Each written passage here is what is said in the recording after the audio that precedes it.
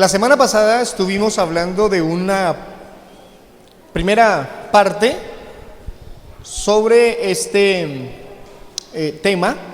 Estuvimos definiendo qué es ética, y para definir ética tuvimos también que definir moral, y definimos tres grandes textos de la Escritura que nos establecen los estándares que el cristiano tiene, es con lo que contamos como iglesia, para definir nuestros principios éticos, lo que nos fija parámetros para nuestra ética. Dijimos que esos tres grandes estándares, ¿cuáles son? Primero, los mandamientos de la ley de Dios, Éxodo capítulo 20. Luego hablamos de las bienaventuranzas, Mateo capítulo 5. Y hablamos del fruto del Espíritu Santo.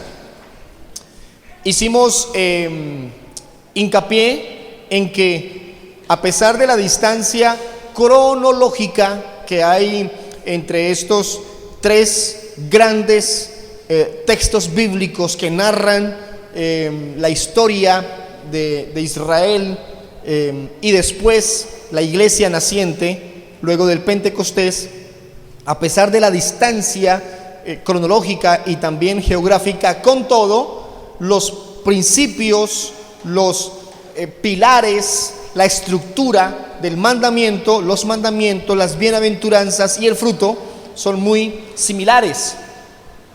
Hablamos un poco sobre que los mandamientos fueron resumidos por Jesús en que amarás al Señor tu Dios con toda tu alma, con toda tu mente, con todas tus fuerzas, y amarás a tu prójimo como a ti mismo, definiéndonos que los mandamientos de Dios están trazados hacia Dios y hacia los demás. Las bienaventuranzas tratan también del hombre en su relación con Dios y en su relación con el prójimo. Y el fruto del Espíritu, clasificado en 9 grandes virtudes, también está dirigido a Dios y al prójimo.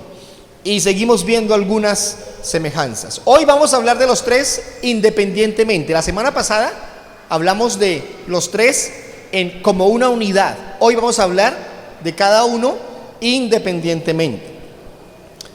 Leamos un poquito el material, por favor. En la lección anterior estudiamos cómo la palabra de Dios nos ofrece los estándares éticos para que en su cumplimiento pleno sean suficientes para hacer del ser humano alguien santo, salvo y perfecto, conforme al plan de Dios. Estudiemos hoy, entonces, independientemente cada uno de esos grupos. Primero, los mandamientos. Aquí están en orden los mandamientos de la ley de Dios. Algunos siguen creyendo que el segundo es el que muchos enseñan hoy mal, ¿cierto?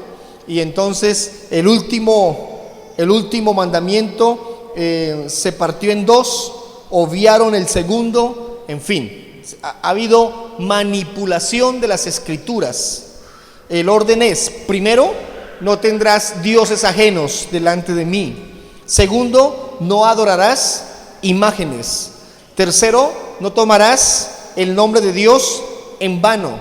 Cuarto, acuérdate del día de reposo para santificarlo. Quinto, honra a tu padre y a tu madre. Sexto, no matarás. Séptimo, no cometerás adulterio. Octavo, no robarás. Noveno, no mentirás. Y el décimo, no codiciarás nada de tu prójimo. Hoy en día muchos enseñan que el segundo mandamiento no existe, y que ahí el segundo entonces es no tomar el nombre de Dios en vano. Omiten el segundo y el décimo lo parten en dos. Entonces queda convertido el noveno en no desearás la mujer de tu prójimo, y el décimo no codiciarás nada de tu prójimo. Eso es una mala utilización del texto bíblico, buscando defender algunas situaciones de orden religioso. Hablemos de los mandamientos. Los mandamientos.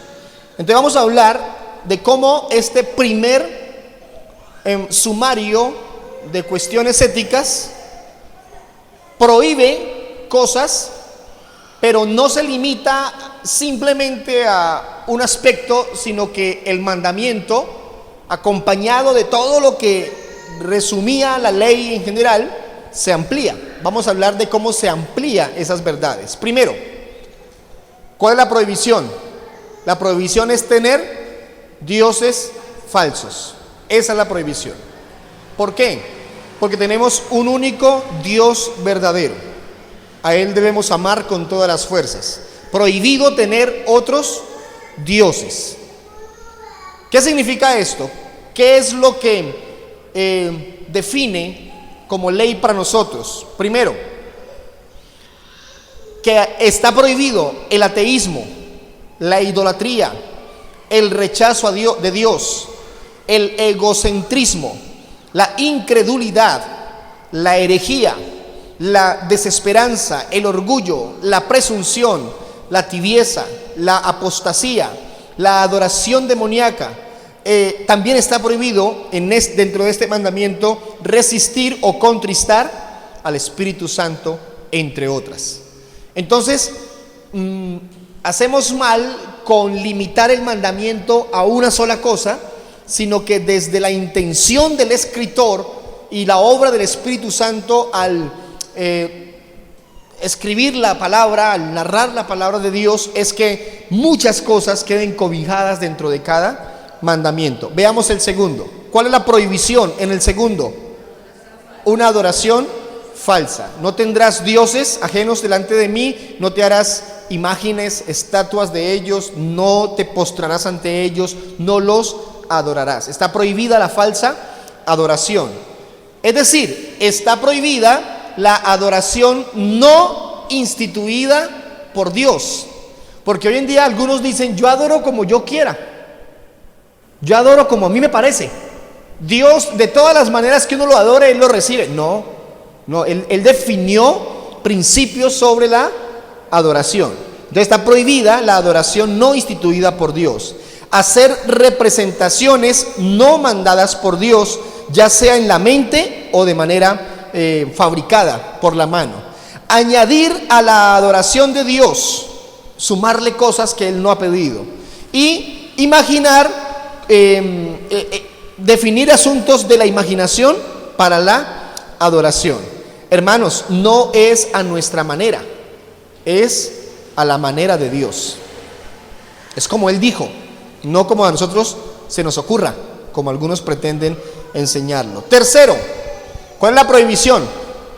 Tomar el nombre de Dios en vano. Esa es la prohibición. Fue prohibido que se utilizara el nombre de Dios de manera vana. Miremos. Eso quiere decir que está prohibido el uso irreverente del nombre de Dios. La violación de los votos. ¿Qué es un voto? Una promesa. Violar el voto. Yo le prometo, Señor, o prometerle a alguien en el nombre de Dios y violar esos votos. Hacer votos ilegítimos. Hacer juramentos falsos. Maldecir. Echar suertes. Hipocresía. Burla profana. Doctrina falsa. Mis hermanos, es muy marcado en el presente cómo se burlan de Dios en los chistes, en las bromas, en las redes. Ponen una imagen que representa a Jesús o a Dios y lo ponen a decir cosas. Entonces está usando el nombre de Dios en vano.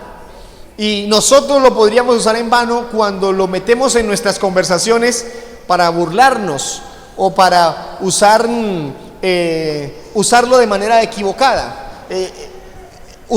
Se usa el nombre de Dios en vano cuando se involucra en cosas cuando Él no se ha involucrado.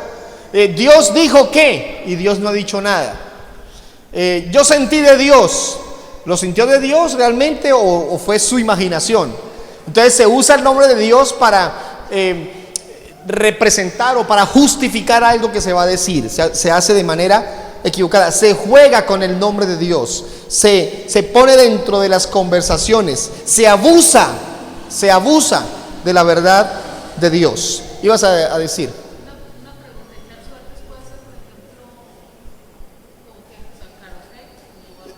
Se refiere a lo que involucra a Dios, en este caso a lo que involucra a Dios, pero por supuesto esas suertes en general ya no son aceptadas por el Señor desde el concepto bíblico, a pesar de que en el Antiguo Testamento y aún en parte del Nuevo habían ese tipo de episodios sobre echar suertes.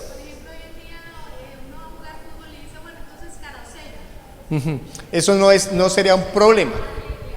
Sí. Ok. Se involucra a Dios. El error está en involucrar en Dios en lo que no es justo, no es correcto. Y muchos lo hacen para justificar lo que se va a decir o lo que se piensa, ¿sí? Escondiéndose en ese concepto. Cuarto mandamiento, y aquí segurito que tenemos que hacer algunas preguntas. ¿Cuál es el cuarto mandamiento? Guardar el Sabbat. ¿Cuál es la prohibición? ¿Cuál es la prohibición? No guardar el sábado. ¿Qué significa guardar el sábado? Es el descanso del trabajo, cuidar que otros no violen el sábado. Entonces, aparecen las preguntas. Si ustedes no las hacen, yo se las hago. ¿Por qué, siendo un mandamiento, por qué no lo guardamos? Perdón.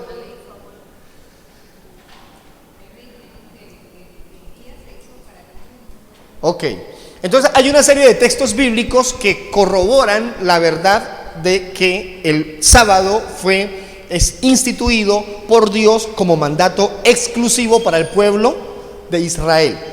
Hay varios textos que hablan de eso. Las cartas, en especial las escritas por Pablo, definen algunos parámetros a tener en cuenta. Por ejemplo, dice Romanos: si alguno guarda un día como el sábado, para Dios lo guarda, y si no lo guarda, para Dios no lo guarda. Dice la palabra que no los juzguen en esto. Y si nosotros no queremos ser juzgados por guardarlo o no guardarlo, tampoco debemos juzgar al que lo guarda o no lo guarda. Entonces hay una aparente posibilidad, libertad para el que decide guardar el día sábado.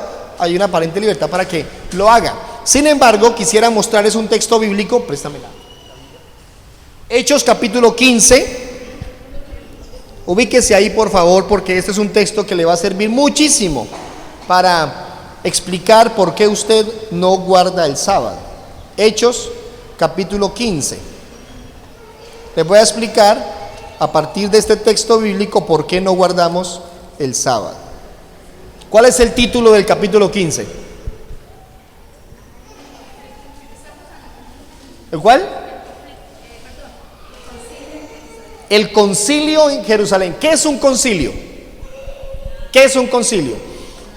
Una reunión de carácter eclesiástica en la que se toman decisiones de perfil justamente doctrinal, bíblico, bueno, todo lo que tiene que connota esa fe.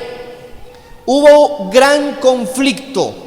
Fue un conflicto que empezó desde Pentecostés, desde esos días, y hoy en día 2017, junio 30, todavía estamos con ese conflicto. ¿Cuál fue el conflicto? El conflicto fue: ahora creemos en Jesús, somos salvos por fe en Él, por gracia, porque Él nos salvó, nos escogió, nos llamó. Pablo dice nos predestinó, en fin, fuimos salvos por su misericordia, creímos en Él, ahora somos salvos. ¿Seguimos practicando los asuntos de la ley o no los seguimos practicando? Digo, ese conflicto ahí fue real, y hoy en día se siguen viviendo. Encontramos personas de la iglesia que salen de la iglesia cristiana para irse a judaizarse, a volverse mesiánicos. Creo que ese es el título que reciben algunos de ellos, y cambian cultura ni siquiera cambian fe, cambian de cultura, buscando de alguna manera la práctica religiosa, legal, conforme al Antiguo Testamento, conforme a lo que consideran debe hacerse, volviendo a esos ritos. No son más que ritos. Ahora, esas personas van y practican lo que pueden practicar, pero la Biblia dice que si alguno va a practicar algo de la ley, debe practicarla toda, y que si en alguna cosa falla en la ley, ¿qué hizo? Falló en toda la ley. Falló en toda la ley. Entonces, si alguno dijo algo que era de Dios supuestamente y no era de Dios, hay que matarlo, porque la Biblia dice que el profeta que diga algo y no se cumpla, el tal no es profeta, échenlo y hasta mátenlo. Y si alguno hizo algo indebido, entonces pague mal por mal, porque así era en la ley. El Nuevo Testamento lo cambió. Jesús dijo: oísteis que fue dicho así, ahora yo les doy algo nuevo, algo diferente. Pero en aquel entonces era ojo por ojo y diente por diente. O sea, era realmente complicado. ¿Cuál es el versículo 1? ¿Qué dice? El 1. Algunos que venían de Judea enseñaban a los hermanos: si no os circuncidáis conforme al rito, miren esto, esa palabra es definitiva en este texto, conforme al eran ritos, prácticas de perfil religioso que buscaban piedad de la manera ritualista. Eso cambió, eso fue abolido por Jesús. Si no se circuncidan, no podéis ser salvos. Entonces, ahora creen en Jesús, son salvos por Jesús, pero la gente que decía: enseñemos que tienen que circuncidarse. ¿Jesús dijo que tenían que circuncidarse? No. Ahora, ¿Jesús guardó el sábado? Sí. ¿Jesús fue circuncidado? Sí.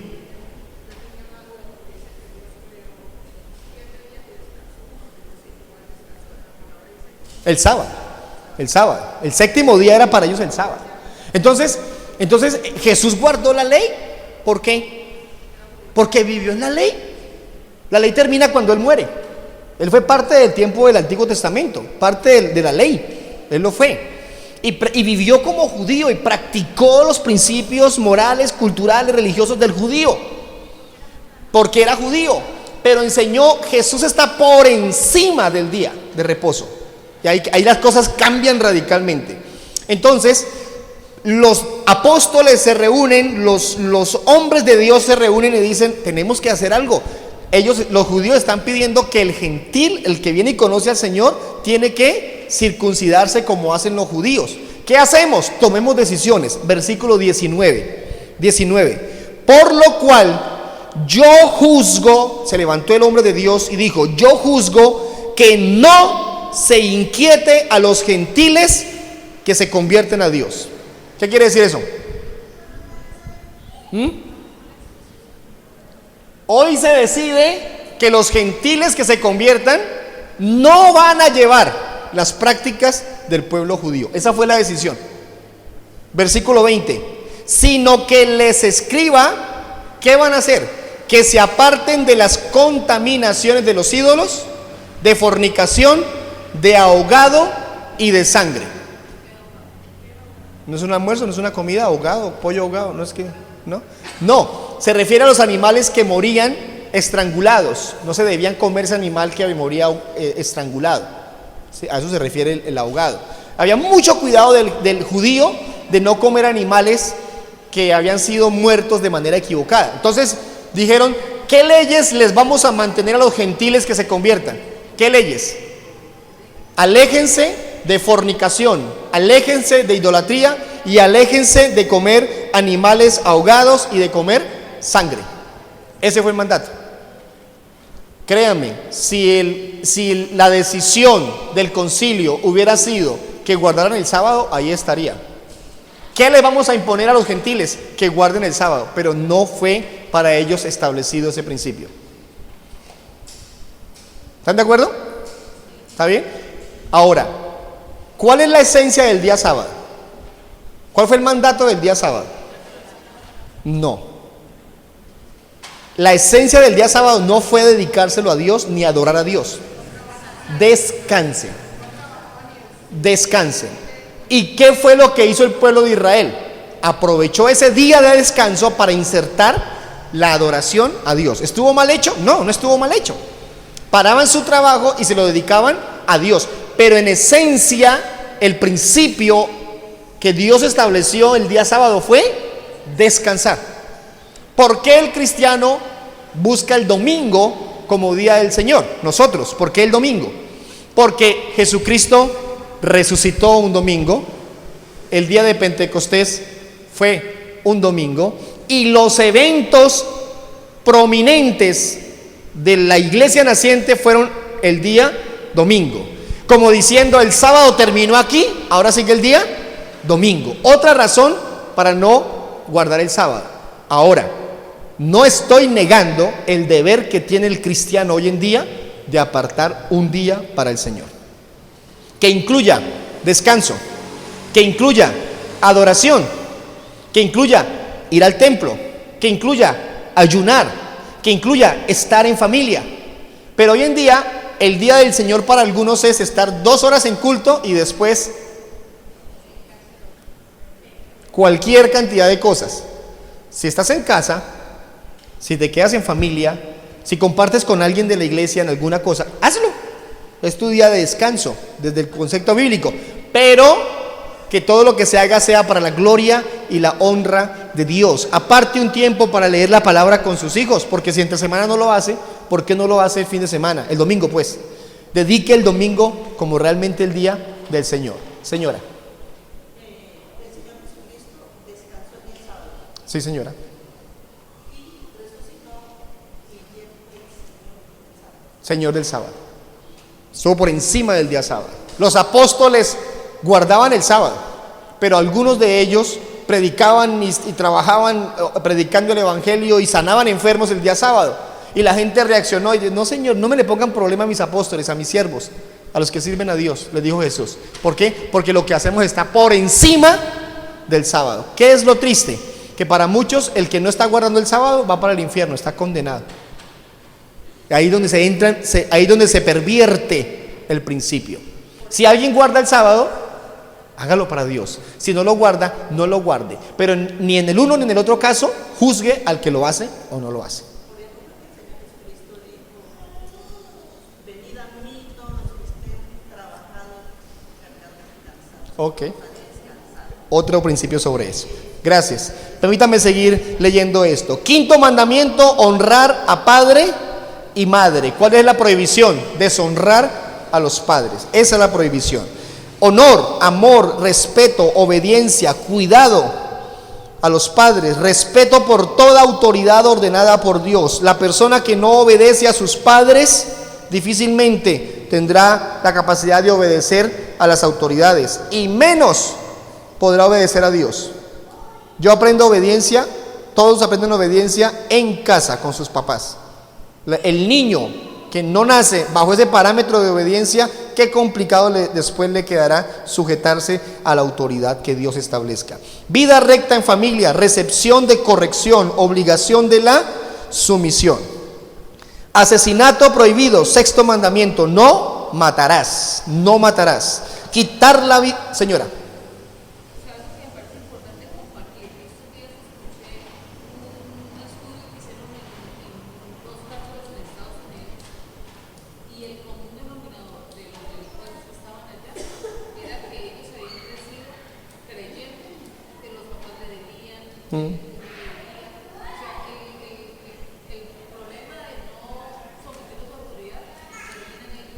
El común denominador de la problemática o lo que está causando la problemática social es lo difícil que es la funcionalidad de las familias hoy en día. Alguien dijo, creo con mucha sabiduría, nuestra juventud comenzó a perderse cuando nuestras mamás tuvieron que salir a trabajar. Ahí comenzó a perderse mucho de nuestros niños y después adolescentes y después jóvenes. Asesinato, miren esto: la vida de uno mismo, atentar contra nuestra vida, descuido o quitar los medios de preservación de vida, enojo pecaminoso, odio, envidia, deseo de venganza, pasiones excesivas, uso inmoderado de comida, bebida o recreación. Todo eso entra. Comer mal atenta contra la voluntad y el plan de Dios. Adulterio prohibido, séptimo mandamiento. Adulterio, fornicación, violación, incesto, homosexualidad, deseos contra naturaleza, pensamientos inmundos, palabras indecentes, vestimenta inmodesta, prohibir matrimonios legítimos, poligamia, divorcio injusto, abandono, glotonería, borrachera. Todo eso atenta contra el séptimo mandamiento.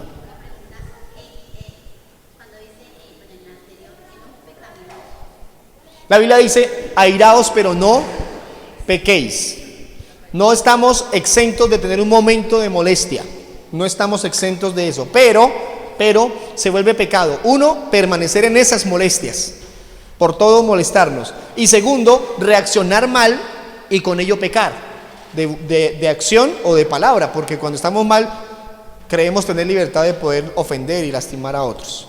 Octavo, hurto prohibido. Hurto, robo de personas, recibir bienes robados, fraude, pesas y medidas falsas, remoción de marcas de límites, extorsión, demandas injustas, codicia, apuestas, envidia, prodigalidad. La gente que mantiene pidiendo, pródigos, mantienen pidiendo y realmente sin necesidad se acostumbran a pedir, a estar mendigando.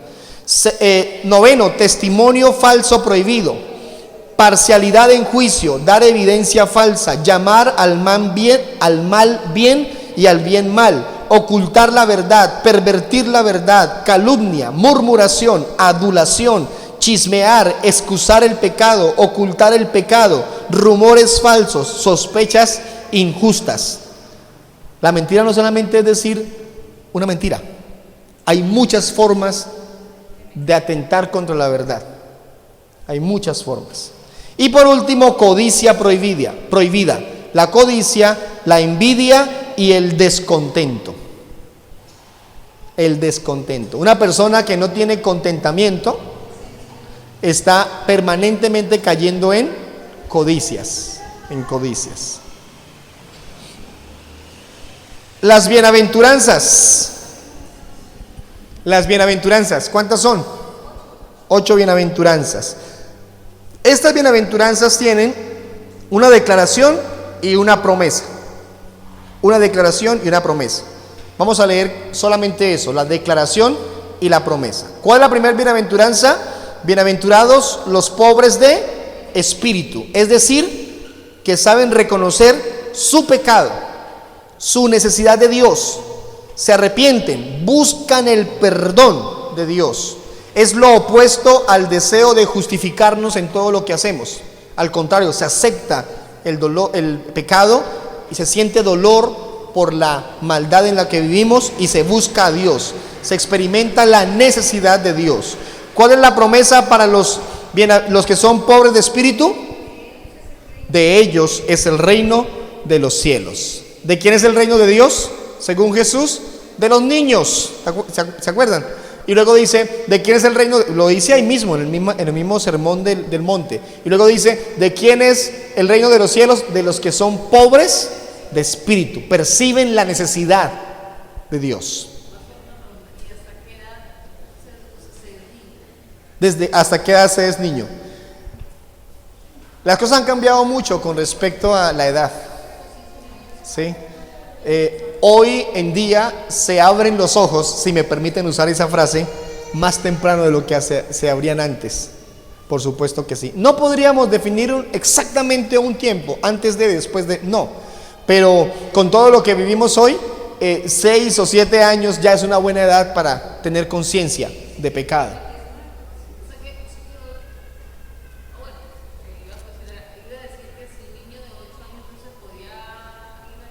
Claro. Un niño de 8 años está en capacidad de decidir bien. Si un niño de 8 años, estando en tercero o cuarto de primaria, sabe tantos temas fusionados en un colegio de carácter académico, entiende, pregunta, hace tareas, encamina su vida académica, ¿cuánto más podría, bien dirigido por un padre y una madre, tomar decisiones correctas en la fe cristiana? Son niños y se demorarán en reaccionar a muchas cosas, pero desde los 7, 8 años ya tienen capacidades especiales para entender cosas de Dios.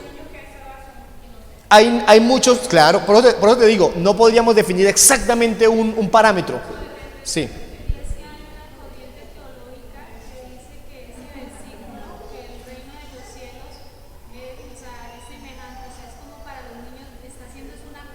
Una comparación. Claro que sí. El texto bíblico dice que hay que ser como niños, ¿sí? Hablando de su inocencia, ingenuidad y de su intención de querer. Ok. Segundo, bienaventurados los que lloran. ¿A qué lloro se refiere? ¿A qué lloro se refiere? No son bienaventurados todos los que lloran, porque si fueran refiriéndose a todos los que lloran, los que están viviendo dolor por la guerra, por los problemas naturales, por la enfermedad, ya estarían en el cielo. No, se refiere a los que lloran reconociendo su pecado de arrepentimiento, reconociendo su vergüenza de estar lejos de Dios por el temor al castigo. Es decir, el que llora en la presencia de Dios, el que llora buscando a Dios, el que llora reconociendo su necesidad. ¿Cuál es la promesa para el que llora? Recibirá consolación. ¿Hasta cuándo lloraremos? Algunos dicen que no tenemos por qué llorar, que un cristiano no debe sufrir. ¿Cómo que no? La Biblia dice que allá Él enjugará toda lágrima. Quiere decir que hasta allá seguiremos llorando. Es decir, refiriéndonos a que mientras estemos aquí en la tierra, siempre estaremos propensos a sufrir. Y en este caso, tener la necesidad de reconocer nuestra necesidad de perdón y de la búsqueda de Dios. Tercer bienaventuranza: bienaventurados los mansos. Los mansos no son los cobardes. No hay nada de timidez en ellos. Hermanos, ¿Moisés era cobarde? No. Moisés fue capaz de enfrentarse al egipcio y lo mató. Y Moisés se paró y dirigió un pueblo completo. Tuvo temores, pero no fue cobarde. Y Moisés tuvo la posibilidad de pelear contra un poco de hombres que le iban a robar el agua a unas mujeres y les pegó a todos. Era un hombre, y por allá aparecen números, y Moisés era el hombre más manso sobre la tierra. ¿Qué distancia hay entre la muerte del egipcio y ser el hombre más manso de la tierra? Muchos años de desierto. Muchos años de desierto. Hermanos, no siempre estar en el desierto es sinónimo de estar madurando. ¿Por qué Moisés sí maduró en el desierto y cambió su carácter? ¿Por qué? Porque antes del desierto tuvo un encuentro con Dios. Es decir, lo que definió la vida transformada de Moisés no fue el desierto, fue su encuentro con Dios. El desierto fue la oportunidad para cambiar. Algunos están mal y sufren y creen que no, algún día ya tuvo el encuentro con Dios, porque eso define qué tan útil será el desierto. Muchos estarán en el desierto 40, 30, 20 años, no sé cuánto tiempo, y no pasará nada con ellos, porque lo que marca realmente una vida no es el desierto. Lo que marca una vida es el encuentro con nuestro Señor. Bienaventurados los mansos. ¿Cuál es la promesa para los mansos? Recibirán la tierra por heredad. Cuarta bienaventuranza: bienaventurados los que tienen hambre y sed de justicia. Esa necesidad permanente de encontrar la voluntad de Dios. La Biblia dice: deseen como niños recién nacidos la leche espiritual. ¿Cómo desea un bebé la leche espiritual? ¿Se puede callar a un bebecito de días? Nada. Si el niño le dio hambre, levanta el cuarto en gritos, en lloro. ¿Por qué? Porque tiene hambre. Deseen como niños la leche espiritual no adulterada. El salmista decía: mi alma tiene sed de Dios, del Dios vivo. ¿Cuándo vendré y me presentaré delante de Él? ¿Cuál es la promesa para los que tienen hambre y sed de justicia? Serán saciados. Esa es la promesa. Quinta bienaventuranza: bienaventurados los misericordiosos. Es decir, están en capacidad de ayudar a los necesitados. Esta misericordia tiene que ver con las personas que sufrían y buscaban alguna respuesta, y vino Jesús y les dio respuesta. Nosotros debemos estar atentos e identificar la necesidad y ayudar a responder a esa necesidad. ¿Cuál es la mayor necesidad de la gente hoy en día? ¿Cuál es la mayor necesidad?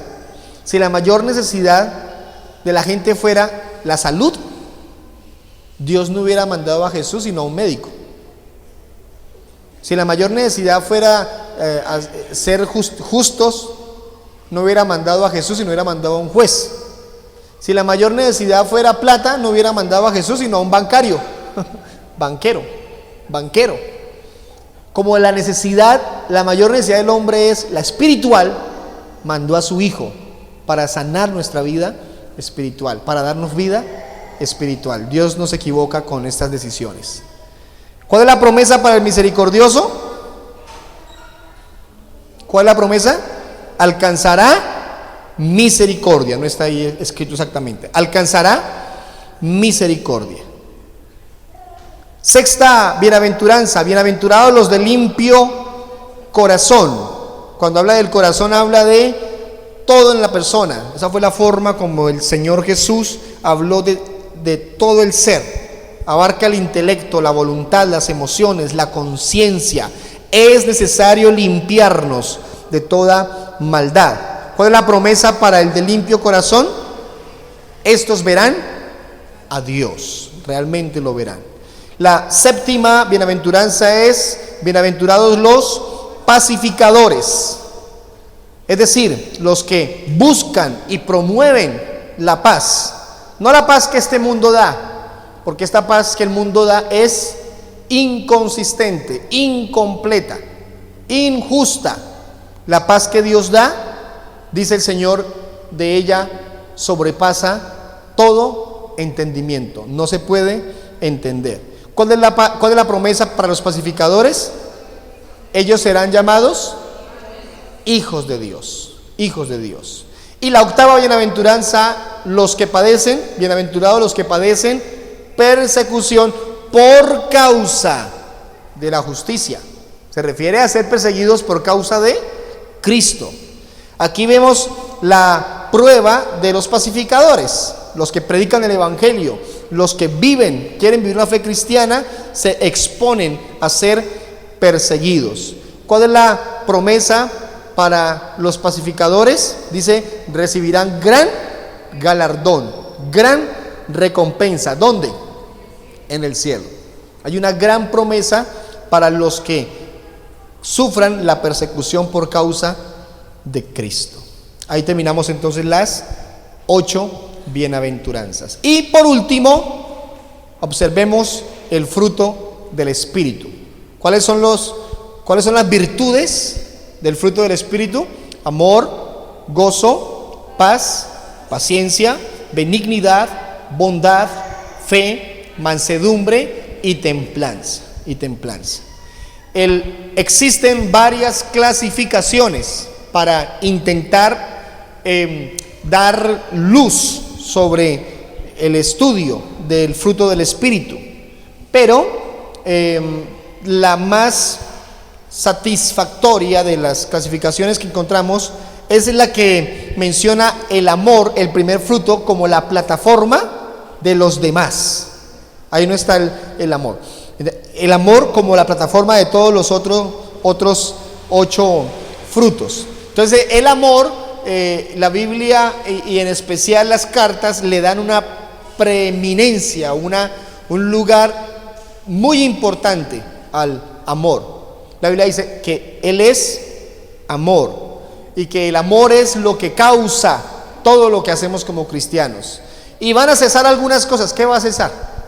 ¿Qué va a cesar? Cesarán las lenguas, cesará la profecía. Pero ¿qué dice el amor?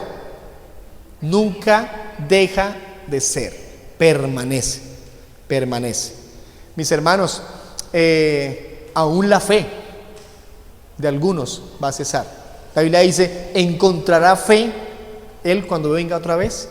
Va a cesar la fe de algunos, pero el amor nunca deja de ser. Entonces es el fruto, en el fruto del Espíritu el amor es definitivo, es la plataforma de todo lo que se construye hablando del fruto del Espíritu. El segundo es el gozo. Hace unos días hablamos sobre contentamiento, un sinónimo de gozo. y explicamos que la Biblia no habla de felicidad.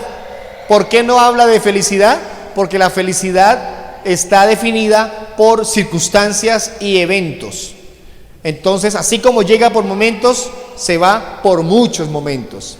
El gozo tiene que ver con algo permanente. Es un estado en el que todo cristiano debe vivir, debemos permanecer. Habla de que no está definido por alguna situación. No dice la palabra, estén gozosos cuando pase esto. Y si no pasa aquello, no estén tan gozosos. No, siempre habla de permanecer en ese gozo. ¿Cuál es el gozo del creyente? El gozo del creyente es su seguridad en Dios. Pablo está preso en Roma y escribe a los Gálatas diciendo, regocijaos, otra vez os digo, regocijaos, motivando a la gente a permanecer en ese gozo a pesar de su circunstancia difícil.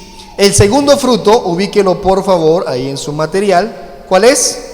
La paz. Ya la mencionamos un poco hace un momento. Paz tiene que ver con bienestar total, implica tranquilidad. El énfasis aquí está en que la paz que viene de Dios es una bendición basada en nuestra relación con Él. ¿Qué nos da paz? Permanecer en una relación con Él.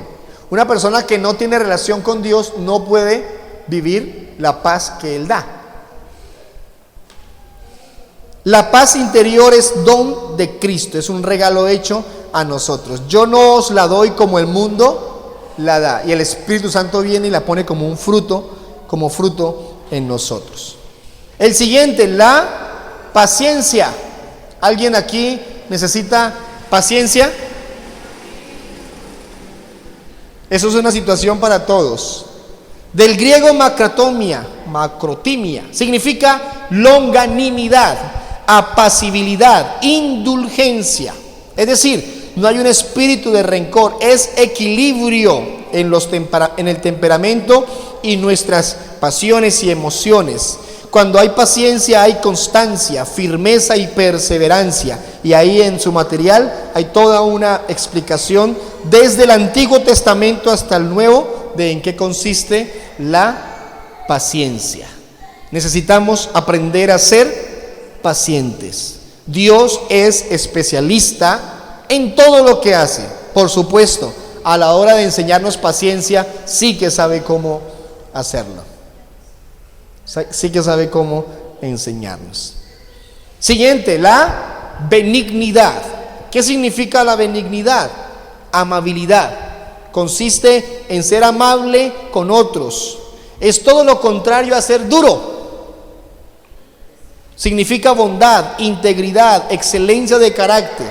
Significa ser benévolo. Significa tener un buen carácter. La benignidad es un atributo divino y está en el ser humano cuando crece en su madurez para con el Señor. Se asocia con la misericordia, por supuesto que sí.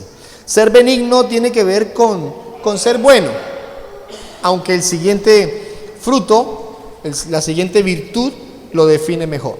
Bondad, siguiente virtud, la bondad.